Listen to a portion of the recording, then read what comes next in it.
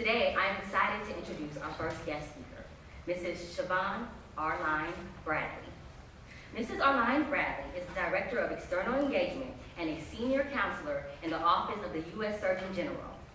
Formerly, she served in various capacities with the National Association for the Advancement of Colored People, specifically as the Executive Vice President of Strategic Planning and Partnerships, Chief of Staff, Chief Program Officer, and Senior Director of Health.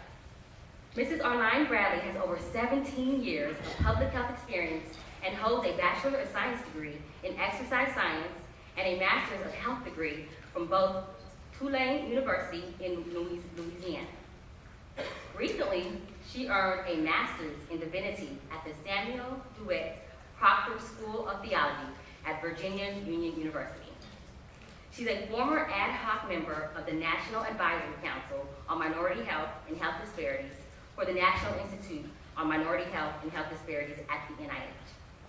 She has also served as an expert advisor panelist for the Centers of Disease Control and Prevention's Division of Nutrition, Physical Activity, and Obesity. At this time, please join me in welcoming Ms. Siobhan Arline Bradley to the stage.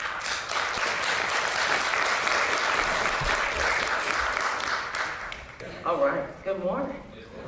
Happy rainy day. The rain is a good thing. The rain is a good thing. I am so excited to be here. Excuse me when I run out of here. I have a 3-year-old at home that has a program tonight in DC.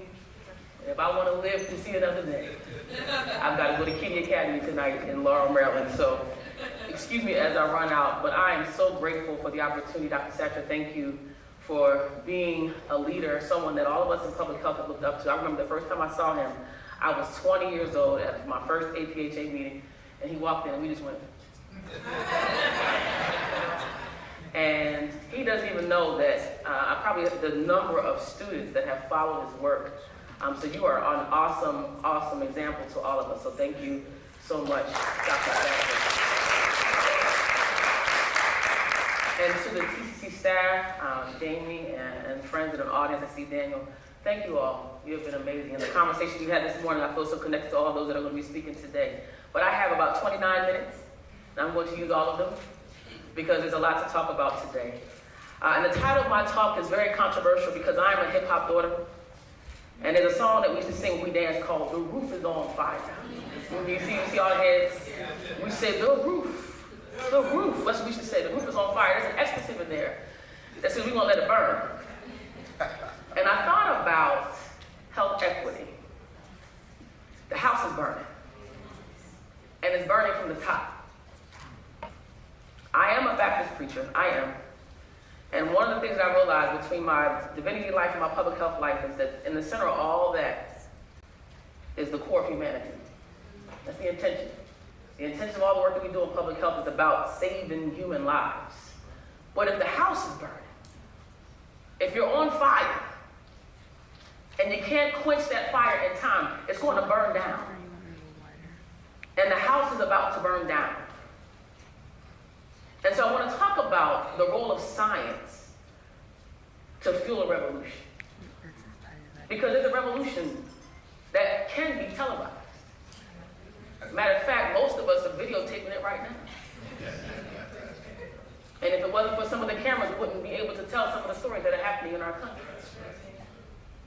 And I want to take a second of silence for Jordan, who's 15 years old, in a car that was driving away from the officers. And what we don't know about Jordan is now being brought to light, is that he lived in a 2-parent home with a 3.5 GPA on his way to college. Who knows, he could have gone to Morehouse. He could have played football. He could have been a doctor. He could have been a lawyer. He could have been anything. But he's dead because the house is on fire. And there is a revolution coming. The question is, to the researchers in the room, are you ready to fuel it? And that is the whole premise of my talk today. Now, this is one of my favorite memes because people talk about health equity all the time. But what in the world does that really mean? I mean, what does it mean to have health equity. And quite frankly, what is the inequity that we're trying to get away from? So just before I set the talk, let me just define it, because I am a good science girl. I promise I will follow the framework. But I want some more money back for my MPH, and I'll tell you why. Y'all pray for me. I'm going to tell the truth today. Some of that stuff didn't work by the book. Some of it didn't work because I'm here talking to you about health equity right now in 2017, when systems were supposed to have progressed. So health equity, when all people have the opportunity to attain their full potential. I love the back part. And no one is disadvantaged from what? Achieving this potential because of their social position. And I highlight this because socially determined circumstances are our everyday lives. For those of you that are in this room that are blessed with a TAM, blessed with being disadvantaged, connected to a community that is marginalized, you are socially disadvantaged every morning. And there's some things we just can't change. And folks have tried. But you can't change the way that our country has run. You can't change the history of this country. We've tried to even erase it from books. We've tried to delete it from our memories. We tried to remove the camera and not even show it to the public when it is public knowledge. But there are social disadvantages for many people in this country. And then the inequity. The difference or disparity in a health outcome that is systematic, hence avoidable. Bullying doesn't have to happen, but it does because it's unjust. This is a reality for our country. So I've got 3 points. I'm Baptist, 3 points. The fire, the fireman, and the water. The fire, the fireman, and the water. And I want to talk about the fire because the fire is what fuels all this mess. How did America become America? By 3 things. By boat, water, and water. Now the question is, what was your entrance? I don't care what color you are. What is your story? And I'm just going to play some pictures, and I want you to just look at them. I wonder why that picture was first.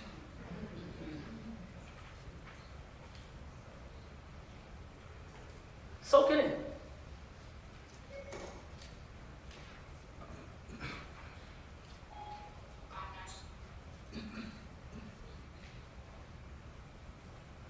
It doesn't matter who you are. You've got a boat, water, and water story. And that is how America got here. By way of a trade, by way of a boat ride, or by already being here.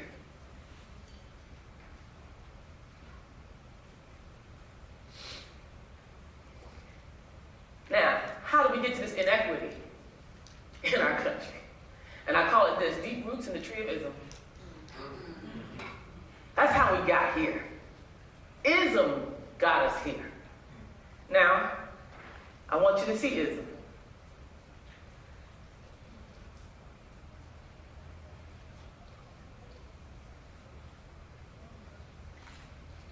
This is ism in its rarest, rawest forms. The lynching, the gender discrimination. Women, be very clear. We just started voting less than 100 years ago. The concentration camps in these United States for our Asian American brothers and sisters. And yes, Cesar Chavez, the faces of an immigration movement. This is how we got here. And I want to show you some realism. Present day ism. That we used to think was in black and white photos. But it stands in color in our face every day. And the isms are the gasoline that gets poured on the fire in the house. And let's talk about some of those isms. Now, you know, the basic ones, the racism, classism. I love what Kamara always says that. Say racism. And I say it often because I want people to understand that racism is a real thing. It is not some sociologic conversation or construct out there in the world that we want to get rid of. No, it stands. But racism, classism, sexism, ageism, then I started adding some, geographyism. Is everyone in the South a racist? Really? Is everything bad in the middle of America? Are the coasts the best coasts? Do they have all the intellectuals? Geographyism, health coverageism. If you're covered or not means something in this country. About 12 o'clock, we'll find out what that means. And I added some more. Accentism. Do you have an accent? Are you from another country? How dare you not speak English? Abilityism. We have forgotten those that use devices to be mobile. We have forgotten the communities that are living with disabilities. And there is abilityism in our country. Sexual orientationism. Political partyism. And yes, religious superiorityism. My faith is better than yours. It's righter than yours. It's more important than yours. And so, I'm coming to talk to the firemen and firewomen in the house. You have the ability to start quenching the fire. And I want to talk to you about going back to the drawing board. Now, let me just give you this qualifier. And I'm in Atlanta. Dr. King's quote is used everywhere of all forms of injustice. You know, is this about healthcare being the most shocking and inhumane?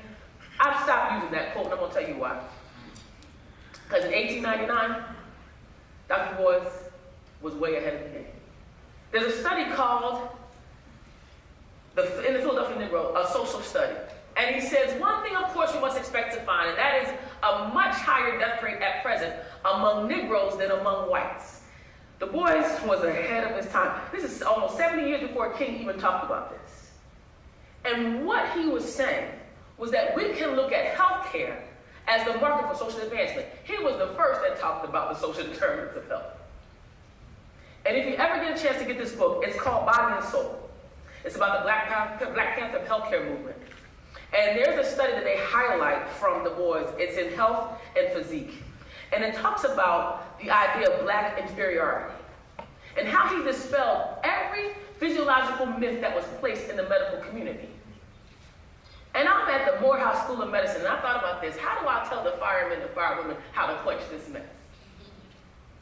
Because you stand behind some of the most important research that's going to be put out in this country. And if you do not publish, if you do not take the risk to say some of the things that need to be said, people will die. Systems will continue to oppress. If you don't do what you're supposed to do, their blood will be on your hands. And I say that to myself every day.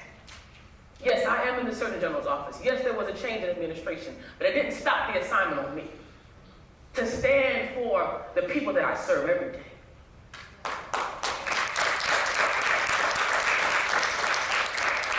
And that is your calling, ladies and gentlemen. You have the opportunity to quench this. Now, if I was in church, I'd take a text, but I'm not. I'm in school. And so we call it a framework. Good. I'm glad you got that joke because I know some churchy people in here. I'm in Atlanta. This is one framework that I stand by to this day. And there was about 30 different theories that I saw in school, and I just wanted to throw something at every teacher that talked about it. Because when I was in the 9th Ward of New Orleans, none of that mess worked.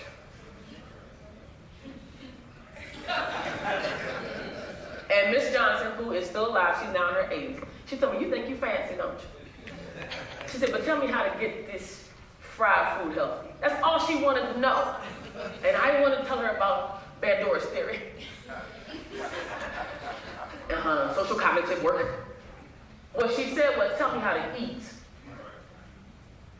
Teach me how to teach my babies to live long like me. I'm trying to give you context, ladies and gentlemen. My degrees almost got in the way of common sense. What she said was, train me so I can pass it on to my people. I'm telling you, train them so you can pass it on to your people. Prepare them so you can pass it on to your people. And this theory, you should consider. This idea of an individual being affected by their environment makes so much sense. I mean, this is the simplest, most accurate theory I've seen in this world of public health. And I've done this for a few years. And what I love about it is that we talk about, although individuals do have some sort of responsibility, and I love this because we talk about putting on your bootstraps. I get mad at that because I tell folks, you're assuming I got boots that work. Matter of fact, you're assuming that somebody wants to even allow me to have boots. And when I put them on, somebody might give me their hand-me-down boots. And if you were a southerner born in the deep south, and my parents are in their 70s now, they tell me, Siobhan, we used to get hand-me-down books with people's name in them. And when they found out they were going to the black school, they would write things in them. So don't tell them to pick up their bootstraps. Their boots were broken, but they figured out how to walk in broken boots. And you have that chance to teach someone who may not have the concept of self-responsibility, but to give them context on how they live inside of this society. And what the theory does, it says, yeah, you have responsibility, but you've got to think about how lifestyle change is affected by community norms and regulations and policy. That's why we're here. The problem is folks don't understand how policy affects their purpose. If people knew the power that they have, we're going to talk about this in a minute. Oh boy, the house would stop burning. But the problem is we've forgotten that we've got power. Forceful analysis. It's not a theory, but it's a concept, and it's used very, very heavily, particularly in health, but also for pros and cons. And you see it a lot in the business world. But I want to challenge you here. And I don't know if am I supposed to have a pointer? Oh, look at that. Look at that right there. You see these things called restraining forces? What it says, forceful analysis looks at what drives something and what restrains something. And in your research, I challenge you in two spots. Think about researching policies, isms, and systems. Because you need to be able to tell the story of why health equity has not come to pass yet. Why are we still I heard about the word disparity in 1999. That's when I started my public health practice work. Reached 2010 at the heart of New Orleans, in New Orleans, Louisiana. And I said disparities every day, because that's what they said to say, disparities. And now it's equity. Now it's not sexy anymore to say disparity, so you say equity. And then in 20 years, it's going to be something else. But nothing has changed, because the system hasn't changed. And because the researchers haven't done what they're supposed to do, I'm saying, we haven't given voice to the work that you're doing. No one knows what you're researching if you're in your desk just researching it and leaving it in the desk and leaving it published for no one else to hear or see. Shame on us with these degrees. And somebody still can't eat. Shame on us if we don't walk this walk that we walking and talking and go down and get the people that may not even look like you, but they're human like you. The research has to give voice to what is pushing at this health equity. But then I challenge you here. Driving forces are actually putting research into health equity and also cultural competency. What do I mean? I mean that if you're not telling the story of how culturally competent practice works and can work and should be funded and should be supported, then you're not giving yourself an opportunity to win. I'm a ball player and I ran track in college, so I believe in winning. So an L doesn't work. Losing is hard. We're losing right now because we're seeing systems continually go down the same path. And we're going to have another research summit in 2027. And will we still be talking about health equity? That's the question I need. Now, what's your responsibility? You need to standardize community-based models in your research, ladies and gentlemen. The word is standard. I say this very often. Grantors cannot fund what they don't know or see. They don't know anything about your work unless you start doing the work. And they can't value what they don't see because you're not valuing it. What do I mean? I mean, if you don't write the grant about the hard stuff and put it before every funder there is until somebody says yes, take a step. Develop interventions that consider all the social determinants of health. Don't get stuck in just public health worlds. It's not realistic. The whole person is connected to their circumstances. And their circumstances are all in these things here, and even more. Humanize every research experience and look at this, use the data to empower and build the people, not just publish about the people. Don't use them and leave them, because that's what we do. Connect research programs and policy. And I'm gonna put this on the table. Civil rights advocacy, I come from the NAACP, I come from community organizing. Consider civil rights advocacy models in your research. How did it work to change the policies? How did it work to get to the Voting Rights Act, to get to the Civil Rights Act? How did that even work? And was it effective? I'm gonna challenge you and say yes. That's why I got gutted, because it was effective. I'll leave that there. And to much is given, much is required. The community cannot live without you. They cannot live without you doing the work. Now the water. I want you to see some folk that need their power.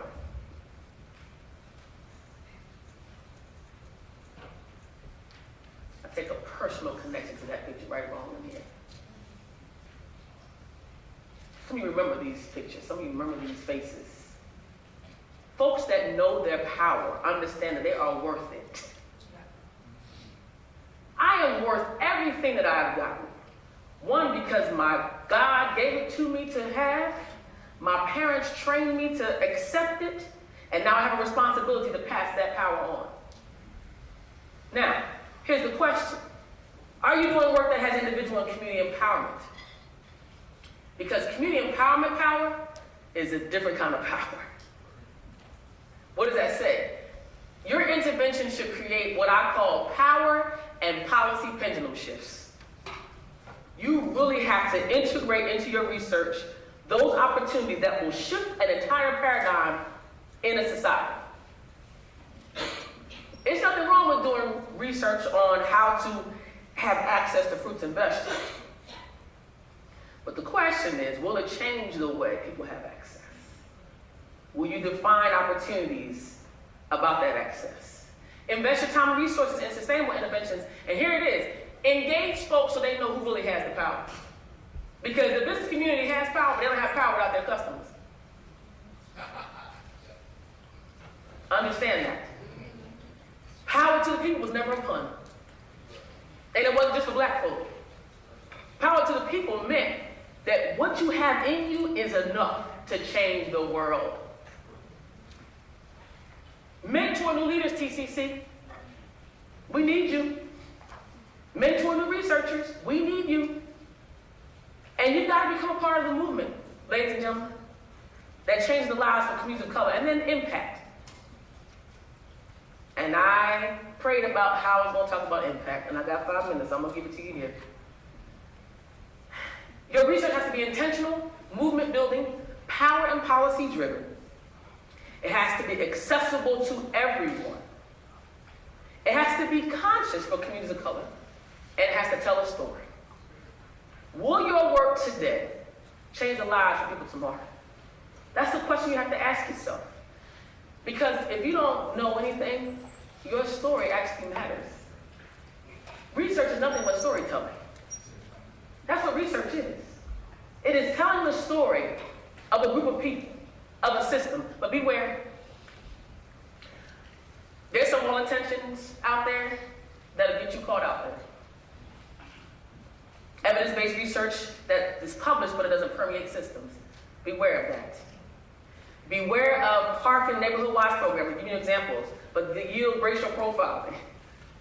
Beware. Fast food moratoriums, great. But what about the healthy options? How are you going to get there? Are you going to bring some jobs with you?